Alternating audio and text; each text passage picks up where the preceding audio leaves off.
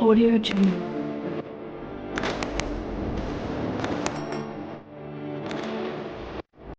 Welcome to the social study world. So hello everyone, namaste, ram ram, sat shri akal. Welcome to the another video. So आज हम करने जा रहे हैं हमारा NCERT वर्ल्ड हिस्ट्री का टॉपिक फ्रांस रेवोल्यूशन, फ्रांस की क्रांति, जिसमें हम आज कवर करेंगे full chapter in short video पे, जो आपकी 10th बोर्ड में भी मदद करेगा। सो ज़्यादा टाइम वेस्ट ना करते हुए हम आज का चैप्टर शुरू करते हैं।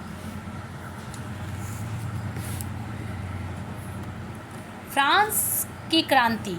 फ्रांस की समाज तृतीय वर्ग में विभक्त थी। फ्रांस बताए थे कल मैंने क्लास में नेक्स्ट वीडियो में कि फ्रांस का समाज 3 वर्गों में विभक्त था। पहला था पादरी वर्ग, कुलीन वर्ग और जनसाधारण वर्ग।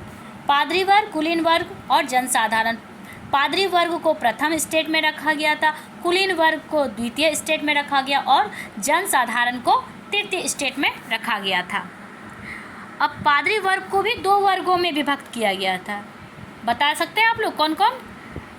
विशिष्ट वर्ग और साधारण पादरी वर्ग। प्रथम स्टेट, जैसा कि मैंने बताया आप लोगों को कि पादरी वर्ग था। प्रथम स्टेट में पादरी वर्ग को रखा गया था। तृतीय वर्ग पर कर लगाने का अधिकार था। इनको क्या क्या अधिकार दिया गया था? तृतीय वर्ग जो थे, जनसाधारण वर्ग, उन पर अधिकार दिया गया था और जनसाधारण को भूमि कर टेली देने का था और धार्मिक कर होता था टाइद, उसे भी दिया जाता था टैक्स के रूप में, और नमक कर गैबेल देना पड़ता था। समाज अधर्म, अन्याय, असमानता पर आधारित था। समान रूप से किसी वर्ग को देखा नहीं जाता। तीनों में अलग अलग विभिन्नताएं थी, तीनों में समानता नहीं देखी गई थी। इसे ही हम लोग विशिष्ट वर्ग के नाम से भी जानते हैं। प्रथम स्टेट के वर्ग को विशिष्ट वर्ग, क्योंकि तीसरे वर्ग पर इनको टैक्स लगाने का अधिकार दिया गया था। अब साधारण पादरी वर्ग देखिए, मैंने यहाँ पे लिखा है, ये जो हो जाएगा पादरी हो जाएगा आपका पादरी वर्ग। वे चर्च के सभी धार्मिक कार्यों को संपादित करते थे।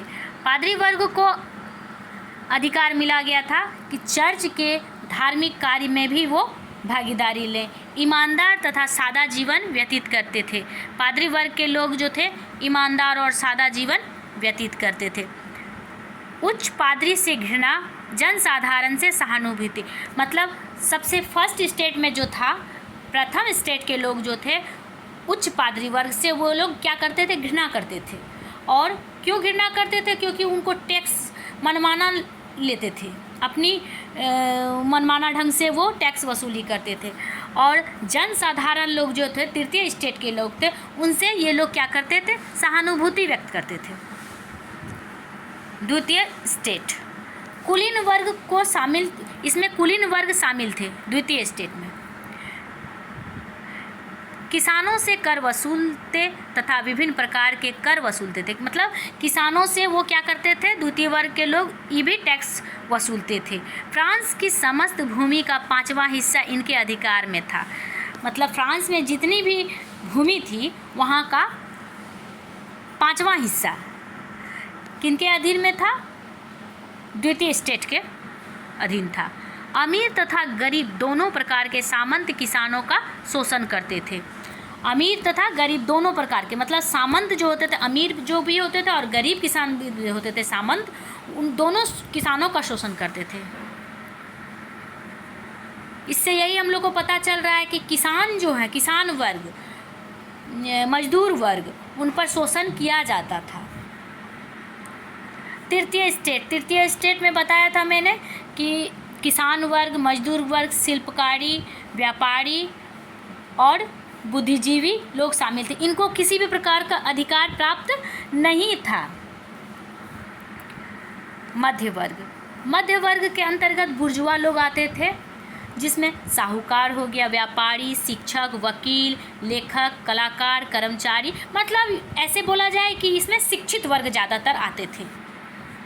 फ्रांस एक कैथोलिक बहुल देश होने के कारण यहाँ पादरी अति महत्वपूर्ण होते। दो वर्गों के पास कुल फ्रांसीसी भूमि का 40% था।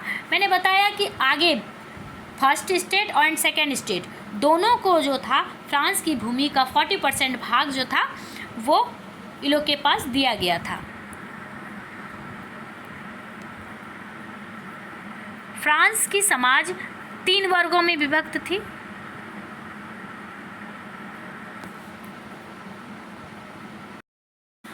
लुई 16वां ने चर्च और कुलीन वर्ग की सलाह से स्टेट जनरल की सभा बुलाई और जिसे क्रांति का प्रारंभ हुआ। स्टेट सभा की जब बुलाई गई थी उसी समय से क्या हो गया, लुई 16वां के टाइम में क्या हो गया कि क्रांति की शुरुआत हो गई।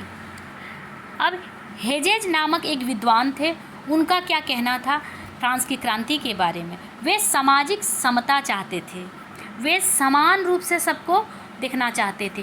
कानून इस बात को स्वीकार कर ले कि मध्य वर्ग के लोग कुलीन वर्ग के समान हो। बोल रहे थे ये हेजेज कि मध्यवर्गीय लोग जो थे वो कुलीन के समान देखना चाहते थे। हेजेज नामक विद्वान जो थे उनका ये कहना था। अब एक और दार्शनिक हैं, वो उनका नाम Montesquieu the spirit of laws, ये कानून की आत्मा नामक एक निबंध लिखे थे। Montesquieu the spirit of laws 1748 में।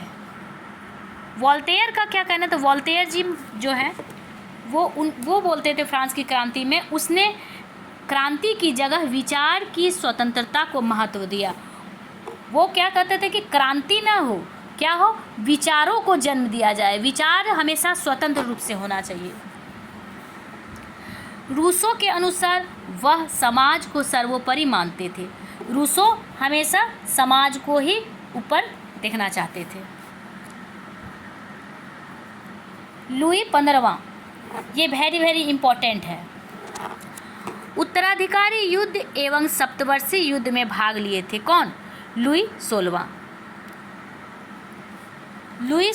लुई 15वां जो थे ये सप्तवर्षीय युद्ध में भी भाग लिए थे और ये उत्तराधिकारी युद्ध में भी भाग लिए थे।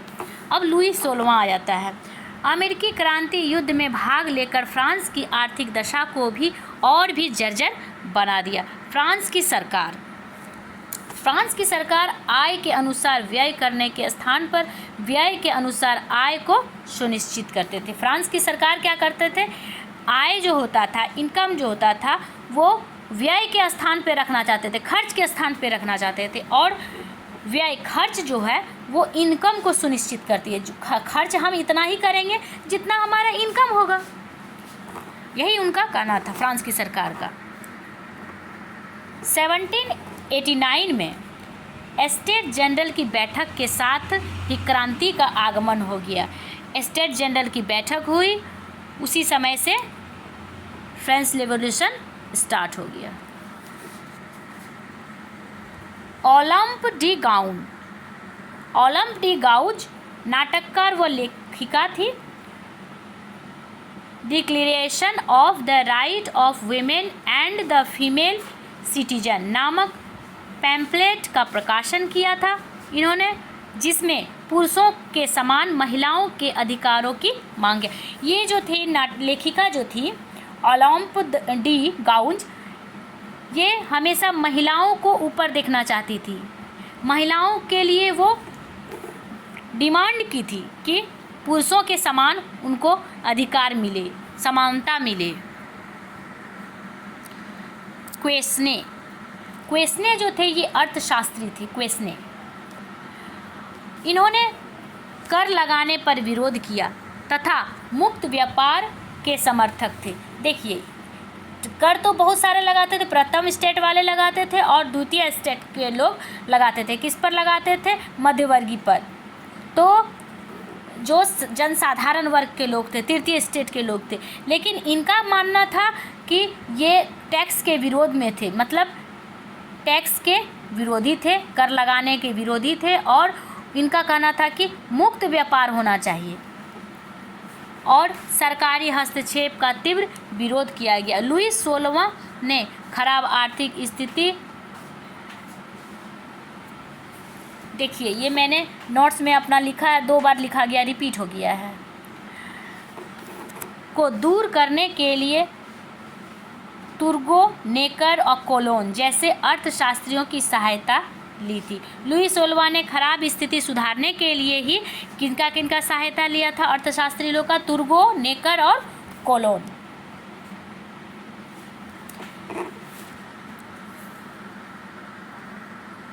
जून मतलब 20 जून 1789 को एक घोषणा हुई थी। घोषणा हुई कि हम कभी अलग नहीं होंगे, जब तक संविधान नहीं बन जाता तब तक साथ में रहेंगे। ये क्रांतिकारी घटना थी कि जब तक हमारा संविधान नहीं बन जाता, हमारा कानून नहीं बन जाता, तब तक हम क्या करेंगे? एकजुट होकर रहेंगे।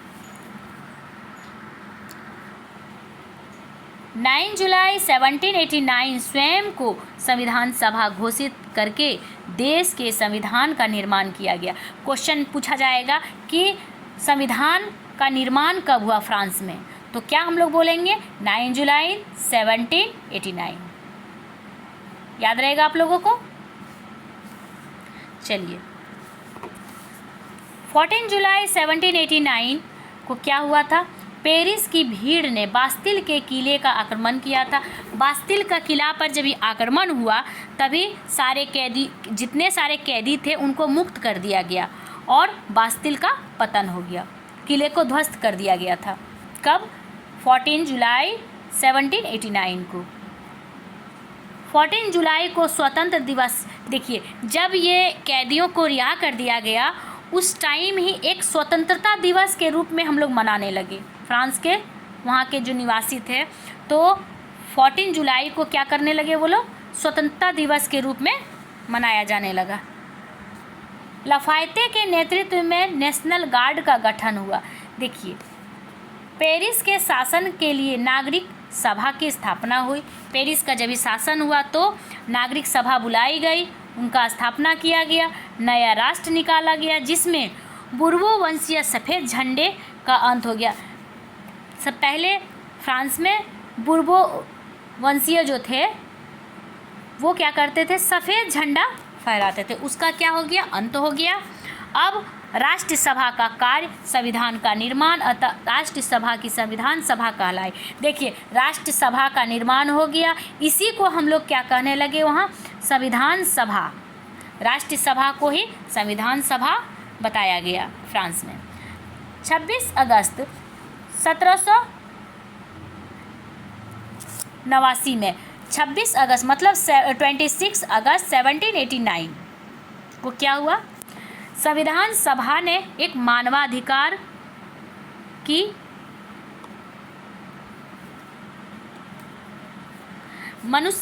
मनुष्य समान रूप से पैदा होते हैं, कहना था मानवाधिकार दिया गया उस टाइम में। संविधान सभा में ही एक मानव को अधिकार दिया गया, मतलब प्रत्येक व्यक्ति को एक अधिकार मिला। उसमें क्या बोला गया कि मनुष्य समान रूप से पैदा होते हैं, ठीक, अतः उन्हें समान अधिकार मिलने चाहिए। सिविल कॉन्स्टिट्यूशन ऑफ क्लर्जी, जिसके अनुसार ये क्या था? एक शपथ लेना पड़ता था। सिविल कॉन्स्टिट्यूशन ऑफ क्लर्जी, जिसके अनुसार पादरियों के राज्य के प्रति निष्ठा की शपथ लेनी पड़ती थी। इसके प्रति पादरियों लोग को क्या करना पड़ता था? एक शपथ लेना पड़ता था, जिसमें क्या होता था कि उनका चुनाव जनता द्वारा होता था। किनका? पादरियों को शपथ लेना पड़ता था और जनता द्वारा अब चुनाव होता। पहले राजतंत्र था, अब यहाँ बता रहा है कि अब जनता ही चुनेगी। निष्ठा का जो शपथ लिया जाता था, इसी को हम लोग वहाँ पे ये फ्रांस में बोला जाता था, निष्ठा की शपथ को ज्यूरर कहलाता था। और शपथ नहीं लेने वाले को, जो शपथ नहीं लेते, शपथ नहीं ग्रहण करते थे, उनको वहाँ क्या बोला जाता था? नॉन ज्यूरर। नॉन ज्यूरर। लिखित संविधान को लुई 16वां ने 1791 में स्वीकृति दे दी। अब जो लिखित संविधान दस्तावेज जो आ गया, अब उनको लुई 16वां ने 1791 में क्या किया था? वो अपनी स्वीकृति दे दी, अपना मोहर लगा दिया। कानून बनाने का अधिकार एक व्यवस्थापिका सभा को दिया गया, जिसमें सदस्यों की संख्या 745, मतलब वहाँ के सदस्यों की संख्या क्या थी? 745। 1789 में क्या हुआ कि society of the friends of constitution नामक संस्था का गठन हुआ। इस संस्था के सदस्य पेरिस में स्थित थे, क्लब के रूप में ख्याति पाई और इसी को हम लोग वहाँ पे क्या कहा जाने लगा? जैकोबिन क्लब कहा जाने लगा। चर्च का पुस्तकालय, जैकोबिन क्लब था, वहाँ पे एक बैठक होती थी, पुस्तकालय था चर्च का पुस्तकालय, उसी को क्लब की संज्ञा दी गई। 21 सितंबर 1792 नेशनल कन्वेंशन का प्रथम अधिवेशन, जिसमें जैकोबिन एवं जीरोदिस्ट दल प्रमुख थे, मतलब जैकोबिन एवं जीरोदिस्ट दल जो थे प्रमुख वहाँ पे थे। नेशनल कन्वेंशन का प्रथम अधिवेशन में कब हुआ था? नेशनल पूछा जाएगा क्वेश्चन आप लोगों से कि नेशनल कन्वेंशन का प्रथम अधिवेशन कब हुआ? तो 21 सितंबर 1792।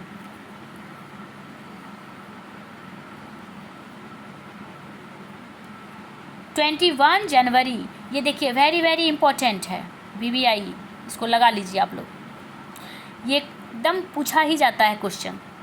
21 जनवरी 1793 को क्या हुआ कि लुई 16वां को फांसी दे दी गई।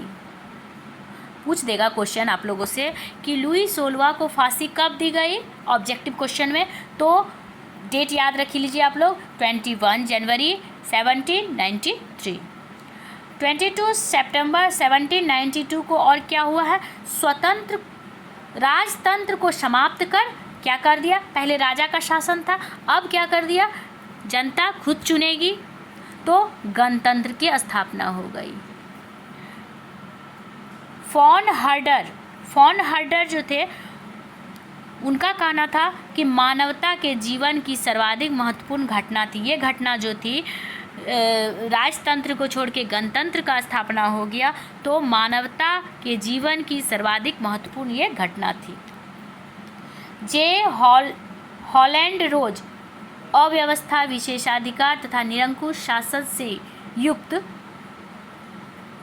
पुराने व्यवस्था को पार कर गई, मतलब पहले का जो व्यवस्था था, पहले का जो निरंकुश शासक था, वो अब क्या हो गया? ख़त्म हो गया, समाप्त हो गया, अब गणतंत्र की स्थापना हो गई। इसी के साथ ये चैप्टर समाप्त हुआ, क्लोज हुआ। अगर अच्छा लगे तो दोस्तों तक ज़्यादा से ज़्यादा शेयर करेंगे, ताकि उन्हें भी ये मदद मिल सकेगा, फ्रांस की क्रांति के बारे में उन्हें भी अच्छी तरह से नोट्स मिल पाएंगे। धन्यवाद।